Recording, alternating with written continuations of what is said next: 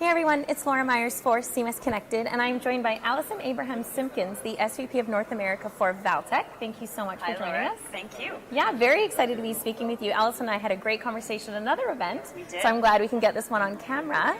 So probably one of the biggest things that I'm thinking about today with Valtech and Sitecore is that amazing case study that was in the keynote today. That awesome? It was so breathtaking, and as I was telling you earlier, I completely fangirled about the whole thing, like the execution, the creative, the results. So tell us a little bit more about that. For sure. So SitKids, so proud to be a part of SitKids, and near and dear to my heart because I'm a Torontonian and SitKids is in Toronto. And really what it all is all about is raising awareness because they're trying to build a new hospital and they need to raise $1.3 billion, which is a lot of money. And so it has been kind of a digital transformation with them. We started about 3 years ago, prior to even the hospital build being talked about. We started about 3 years ago rebuilding their digital presence. So it started with a website. Sitecore got involved from certainly a CMS perspective and content relevance and personalization.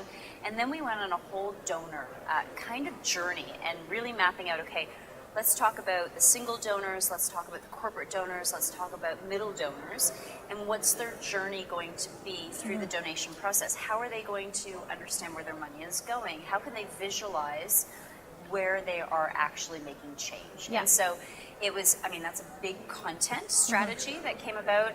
That's a big digital transformation strategy because it's not only about the donor journey, it's about the internal workings of SitKids of how they function across different platforms. So huge Sitecore story as far as who serves up the content, but then massive marketing stories and CRM stories of all, everything being held within there. So the journey for SitKids was a real business transformation internally, and I think seeing that now up on stage and seeing kind of even with the amazing videos that we've been helping them produce and the amazing fundraising that they're doing for the new building, seeing that come to fruition after 3 years of hard work is awesome. It's great. It was so fantastic. Now the other big story is the Women in Tech Luncheon that you're involved with. So tell us about that. Yes, so near and dear to my heart. I have been coming to these conferences since 2011, and I remember when the symposium was called Dreamcore, and it was about 200 people. Were you there by chance? No. Okay. So 200 people, all men.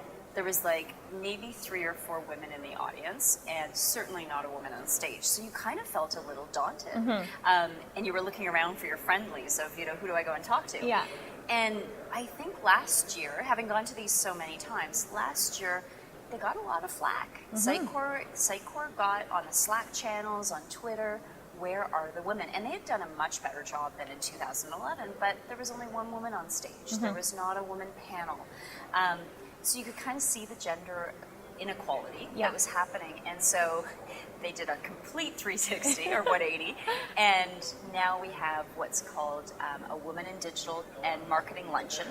And it is a keynote by a wonderful woman named Jody Kovitz, who is the CEO of Move the Dial. And then 4 of us on the panel that are going to talk about our experiences in technology, why women in technology is important. And Move the Dial is just a phenomenal organization that is all about increasing the participation and the leadership of women in tech. Because there's not enough of it. I think if you look at the stats, there's 6% of women that are CEOs. There's like 8% of women that actually sit on boards, and maybe 13% of women that are on executive teams. So there is a gender imbalance, and so Move the Dial is all about how do we actually increase that and create more awareness. Yeah, definitely. And what would you say, like a broader scope of the industry, where would you say the state of women in tech is?